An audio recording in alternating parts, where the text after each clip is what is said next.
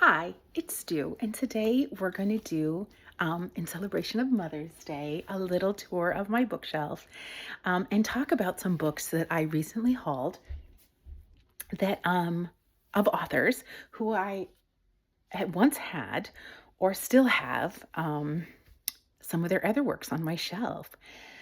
So I'm staying pretty committed to that 100% of the books that I finish, I unhaul because I'm trying not to hold on to books. I want them back out into the bookiverse. And I'm unhauling into little free libraries, donations of friends at the library, or gifting to friends that I think would really enjoy the book that I read.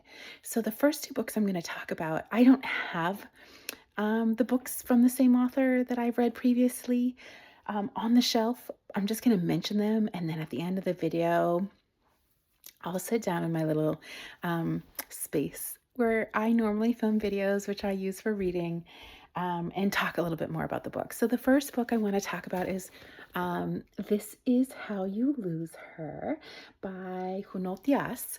And Junot Diaz wrote The Brief and Wondrous Life of Oscar Wilde, which I read several months ago and really liked.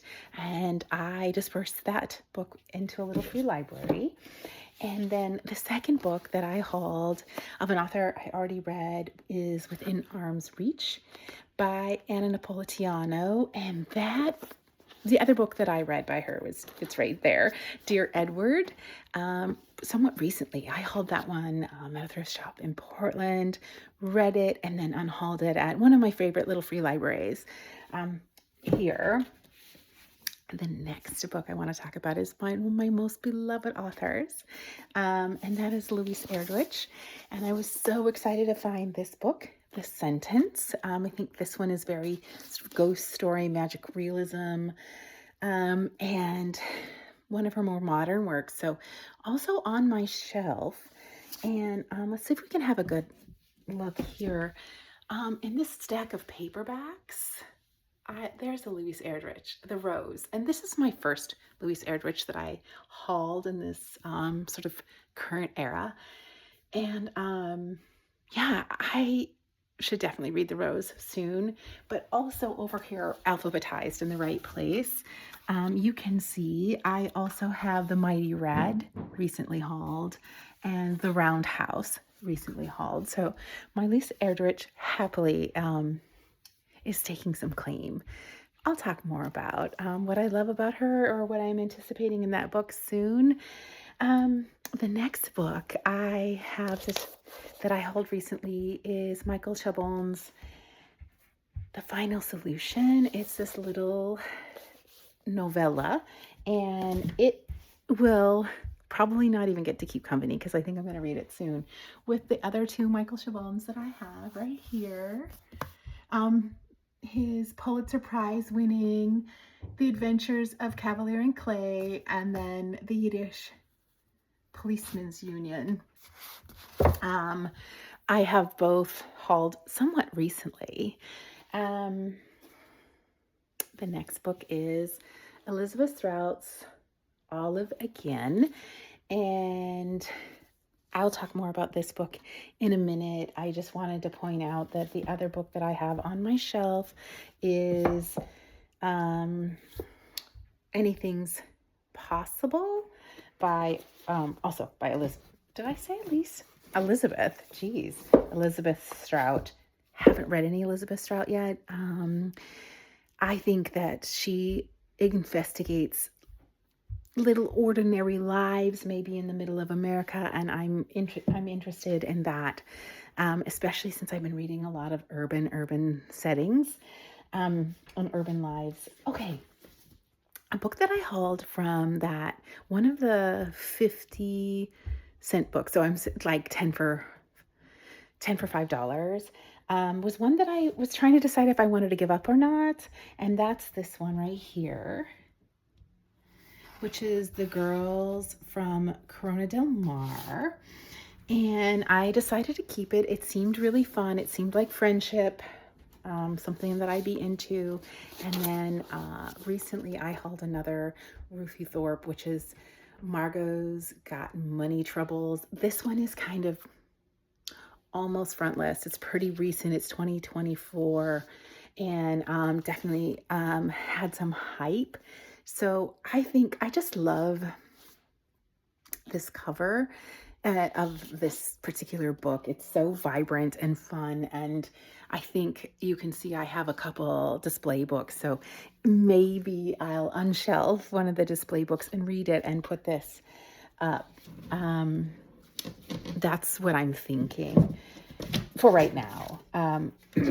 Because for whatever reason, I kind of would like to read The Girls from Corona Del Mar first. Not that I care that much about the order of receiving them. Another book that I'd quite like to be a display book, and in my living room, there's some just books on display, and I think I really want Mexican Gothic to be on display there. But if I had to be honest, it's partner book, which is Velvet is the Night, which is right here. Velvet is the Night is such an also, I mean, just look at how hot that cover is. It's just, I don't know. Maybe I'm going to have to display both of the Silvia Morena Garcia's books. In any case, I have plenty of space on the bottom shelf left to still fill in books, but I think I'm going to leave these current books unshelved in my tote for a while, just to kind of regulate my hauling. But we shall see, because I got a bit frivolous for this Mother's Day weekend. So I'm going to talk about that a little bit more when I see you on the other side. Well, I'm sitting down and I'm talking to you a little bit more about these books that I hauled, and a couple others that, well, more than a couple others, but some others that I hauled as well. So here we are back where I normally film videos. I'm going to talk just so briefly about what excited me about each of these books. And then I'm going to talk about sort of the rest of this week's haul, maybe a little bit more than a week. Kind of prefacing now that we're, back cozy. I hauled from 2 different Goodwills in 2 different towns. A couple of friends of the library, the one that I'm a member of, because each time I go, I get 2 free books. And then I end up usually buying 1 or 2 more. It just feels right. And normally they're only open once a week, but they also, like, one weekend, one Saturday a month, they're open, and it was this Saturday. And then I went to an indie bookstore with my child for Mother's Day. And then I went to little free libraries. So lots of hauling. Absolutely feels indulgent. Still space on my bookshelf. I didn't show you that there's a whole shelf free, almost the better part of a whole shelf free, that I was able to kind of procure, and like stacking some books vertically rather than horizontally, and moving the really small collections of like young adult, classic, and suspense onto just smaller shelves that I have. They're those kinds of shadow shelves that have baskets in them as well for other things in my to hide away in my little apartment. Saying way too much about all of that. This is How You Lose Her. Short stories. I believe that at least part of these short stories are going to have a setting of New York. And so I think this will be one of the books that I choose to take with me on my trip to New York. Short stories are a great thing. Like, I'm going to be at a conference. I'm going to be in a different time zone. It's going to be a lot. So I think short stories are a great tool to have, to be like, I can handle some reading, even some physical book, because man, I'm going to go to the library. I'm going to go sit on a bridge. I'm going to go to places where I used to go and read when I lived there, 20 plus years ago.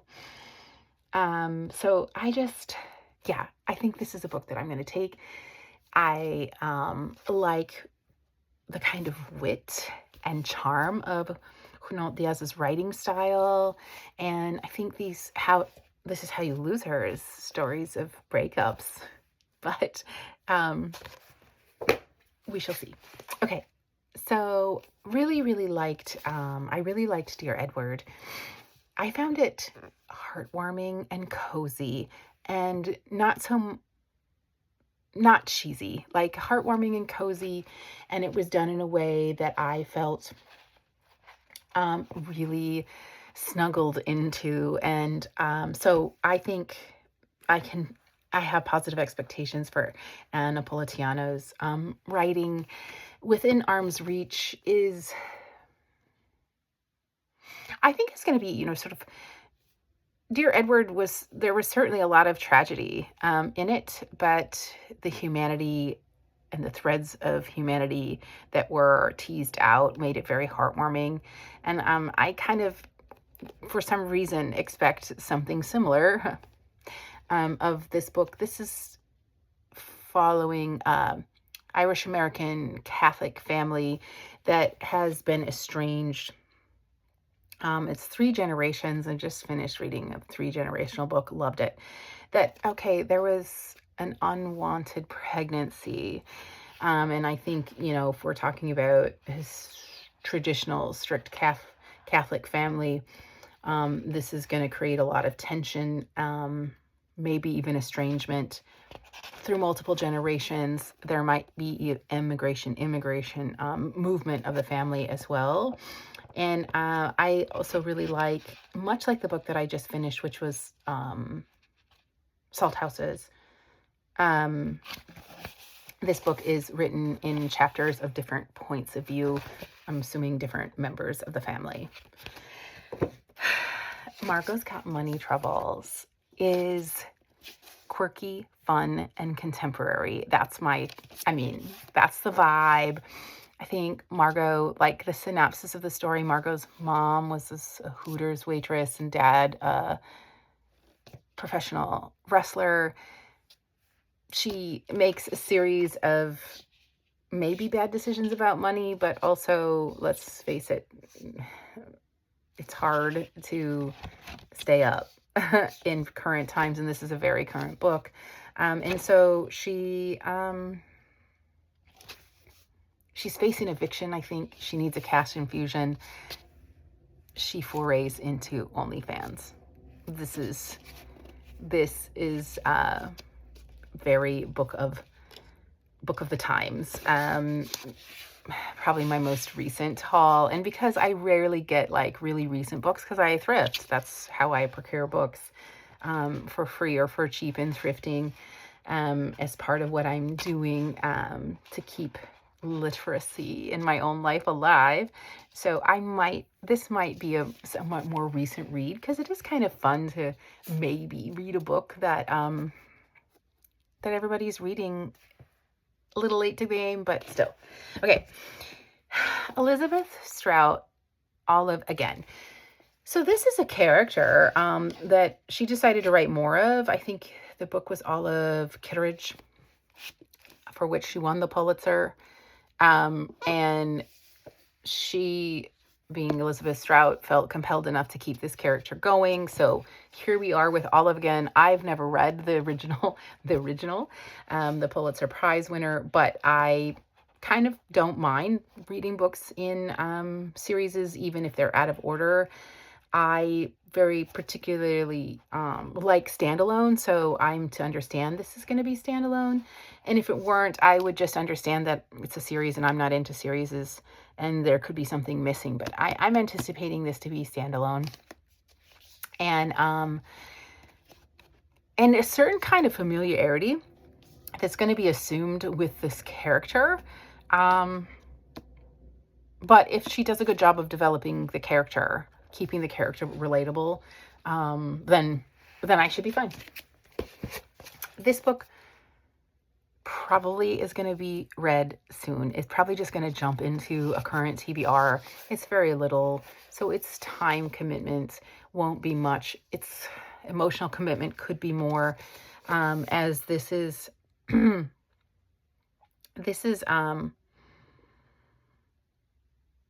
setting is July 1944, there's a solitary German boy on the South Downs.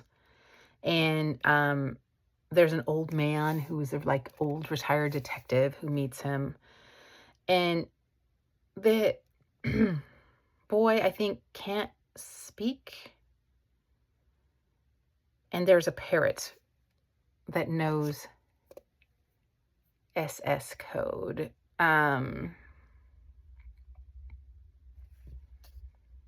Yeah, piece that all together.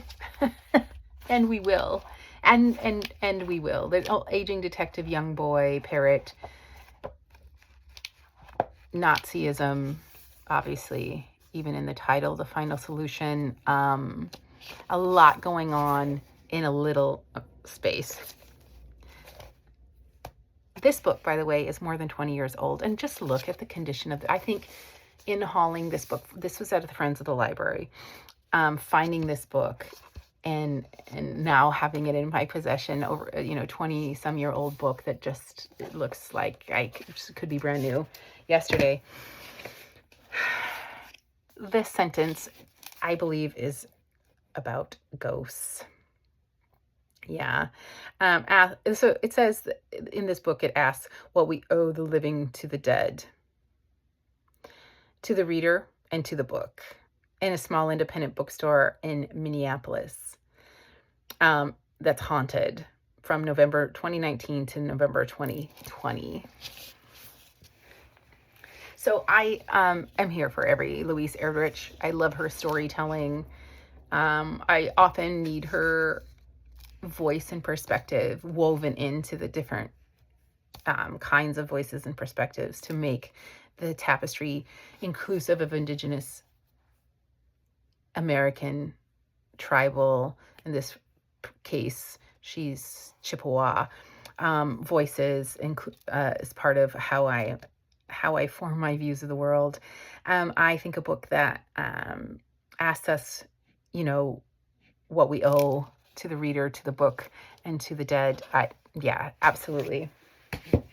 As for Mexican Gothic, this is 1950s Mexico. I want this to be a display book, which means I get a little attached to the books that I put on display being on display, and it might impact my desire to, thrust them into reading, like the planned reading for the week-ish, or my, whatever my middle sprint is of the reading plan. I haven't read Moreno Garcia yet, so maybe I'm expecting too much of her before ever giving her a chance. Greatly anticipated. This book, yeah, that's all I have to say about it. I think I have just finished A Net for Small Fishes. I really, really, really liked this book, and because the setting is early 1600s England, it was kind of serendipitous to find this, totally late to the game, but much known, about Hamnet, taking place late 1500s England. I think this is the telling of like Shakespeare's life, or Shakespeare adjacent life, but of his wife, right? Clearly, and as it says, a novel of the plague. But I think that, yes, this is the story of Agnes, who is Shakespeare adjacent, maybe wife. I think if I'm getting that correctly, we'll know when I read it, of course, and I don't need to know that much before. Speaking of sort of like a woman adjacent to historical figure, this book I'm going to talk about next because it's also related. The wife of Trujillo appears in this book, and Having been traumatized by any story relating to Trujillo and his reign of terror, speaking of who knows Diaz, I am so fascinated to see how this female adjacent to that kind of a figure, this wife of that figure, what is going to happen with her in this book. This book, by the way, is by Julia Alvarez, who is Dominican Republican American, and it is, what the title says, is a cemetery of untold stories. There are stories that needed to be told that couldn't get told, and they find a way to sort of bury them. And this book was my Mother's Day gift from my child, procured at an indie bookshop. And this is the one book that I might not unhaul, at least not right away. I might have to find a friend. I've said this a few times, and I've been able to unhaul everything, like the signed books. This one is signed by my son to me, so I'll see, right? Super excited. Also, beautiful cover. Speaking of beautiful covers, I have several books that I didn't know anything about, and then just kind of took a chance on them. The two that I'm going to show you are Book of the Month. That's what they have in common. Pretty covers, as Book of the Month normally does. Both came from Goodwills, different Goodwills. So The Fortunes of Jaded Woman. I would have got this book both for the cover and the title. This is by Carolyn Hyun, and it's not that big of a commitment. And although I have planned for this week already a Vietnamese American She Is Haunting, that's a young adult horror. And there are several Asian American authors on my shelf. This one could creep in. This one could creep into my Asian Pacific Islander, particularly American, because it is Asian Pacific Island American Heritage Month stories. I think I'm sure the setting is Little Saigon, Orange County. I've been in California a lot, so that would be my only trepidation. But who doesn't want to know the fortunes of jaded women, right? The other book that I kind of just felt a little compelled to, Interesting Facts About Space. Also, I loved the cover. I loved the title. I think what's up with this, it's, queer romance, and definitely, if any romance is going to creep onto my shelf at all, need to have some queer romance. I also need queer stories to just be woven into this, again, the tapestry I was mentioning before. Emily Austin is from Ontario, I believe, a Canadian author, and this story follows a protagonist who loves space, like geeks out about space, talks about space all the time, and then is going on the horror for any of us who've done it, dating app dates, meeting women. Maybe some of them are working out. Maybe some of them are complete and total calamity, as any of us who've used dating app. Sort of very contemporary of our times. This book is 2024, yeah. So it's a pretty modern book too. Yeah, I can see myself throwing it on, Pride Month, just queer stories, queer authors. It's probably when I foresee reading it. Other books that I sort of took a chance on because I didn't know anything about. This was one of my free books from the Friends of the Library, because I get 2 free books each time I go. And then this one was gotten today at Goodwill. The Leavers by Lisa Coe. It has props by all the big names. Ann Patchett is on the front. Layla Lamami is Barbara Kinslover are on the back, saying good things about this book. I'd never heard of this book. I don't know anything about it, apart from what I read, when I was deciding if I wanted to pick it up. And it seems to follow a young man by the name of Deming Gao, and his mother Polly. And Polly's an undocumented Chinese immigrant. She works at a nail salon. She goes missing one day, and so Deming gets adopted by a white family. His name gets changed to Daniel, and he moves from the Bronx, this urban area, to upstate, something rural, and kind of gets, from what I can tell, a pretty whitewashed life. Something interesting that at least I'm interested in that this book does is follows the points of view of both Polly and Daniel. And I believe it goes through settings as well, maybe China, the Bronx, upstate New York. Definitely exploring what one leaves behind when they immigrate, the problematization of estranging someone from their culture or their cultural heritage through something like adoption, the struggles and reality of lives of undocumented immigrants. I'm totally, like, I keep saying this. If I didn't already have an already packed TBR, I would want to read this right away. I'm very interested in this book. Whenever I do get to it, I have anticipation that I'm going to thoroughly enjoy this book. It also came with a bookmark. This bookmark is from Riverwalk Books in Chelan. And yay, props to these indie bookstores. I so love finding bookmarks. So that will stay in the book until I read it. And then I will use it as a bookmark, and then I do collect them once I've read the book. So one thing I hang on to. I let the books go. Also in the vein of Chinese American story, this book is Four Treasures of the Sky.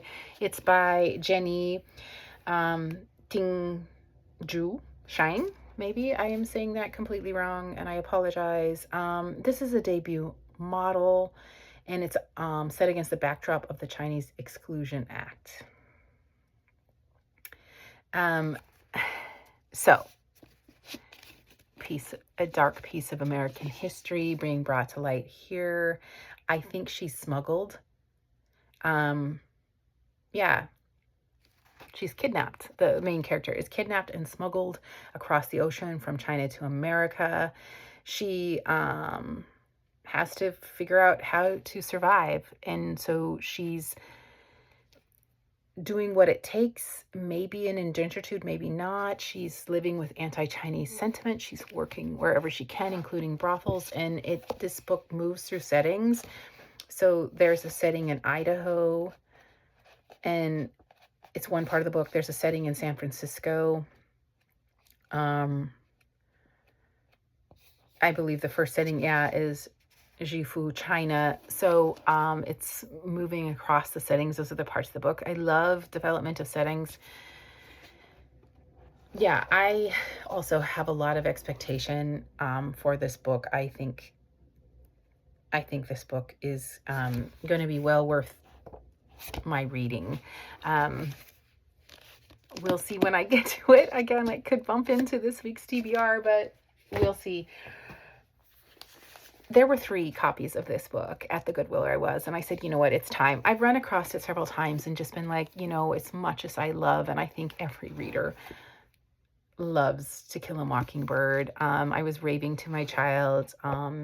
They were like, oh, I don't know Harper Lee. And I was like, come on, like this one, I was incredulous. You should absolutely read Harper Lee and To Kill a Mockingbird, and you should read a lot of books. I'm just surprised that this one, which was pretty taught in schools, right? In any case, this joins the ranks of little reunions, which I still have to give to my friend, and other books, which I have on my shelf, which I should have talked about when I was up at my shelf, of books published posthumously, and therein ensues the conversation around, is that a good idea? Is that not a good idea? Do us as readers just need these stories? How much of the author's intentionality of the publication or desire to have it published is being honored after they can no longer consent, etc. I'm highly anticipating liking this book. And yeah, I don't know when I'm going to get to it, but what a fantastic cover as well. I'm just going to have to realize that some books I might not get to even for the next 6 months. Like, that's because I'm having that many books now. And even though I'm reading voraciously, the pace could slow down. This one was taken from a little free library. It is the library book by Susan Orlean, and it explores the story of the burning of the LA Public Library in 1986. What caused it, the consequences of it. The font is very light. It's very small and it's very light. So too light a font, too dark a font, I can't do. So what's going to happen with this book is I have to see if my library has it. If I'm that interested, if it doesn't, if I'm interested enough to ask them to get it. If not, then this has to just go back into little free libraries. Somebody will absolutely love this book. The idea of this book, I absolutely love, and hope that I can have access to it, but have to be honest. Like, if I can't, it shouldn't be sitting on my shelf for undetermined amount of time. The last book, oh my gosh, is Improvement by Joan Silber. And this I got out of a little free library as well. I unhauled quite a bit of books into little free libraries and then just didn't take. Being quite discerning, and something's up with the little free libraries in my neighborhood and surrounding neighborhoods. I think people have gone and cleaned them out recently, much to my chagrin. I really don't like that. I'm sure the proprietors of them or the stewards of them don't like that either. In any case, they have been quite empty or quite limited, or completely just like the books even in disarray. I stopped even without books recently and just saw the books like scattered on the ground and torn up and put them all back into kind of an order, because I feel a kind of way about how a little free library should be treated, even though I wouldn't profile someone and roll up on them. But hey, any case, this book has no information about what this book's about. So I just got it based on the stickers of it winning the Penn Faulkner and the National Book Critics Circle Award. Improvement also, it's a really compelling title. I like the hand. It's a great cover. I looked it up, and it's following a woman who, I think her name's Joanne, I can't remember, who she likes the wrong guy. She likes guys who aren't good for her. And then she is currently involved recently in a relationship with someone who's in Rikers. And that's kind of, I think, where it starts. She's developing this relationship while he's in Rikers. Then he gets out, and she's a single mom. She has a 4-year-old. She has a 4-year-old child, and she gets caught up in a sort of like cross-state, an interstate cigarette smuggling scheme, and then she tries to get out, and it doesn't work out. That's to the extent that I've read about this book, and I still don't know what improvement means, and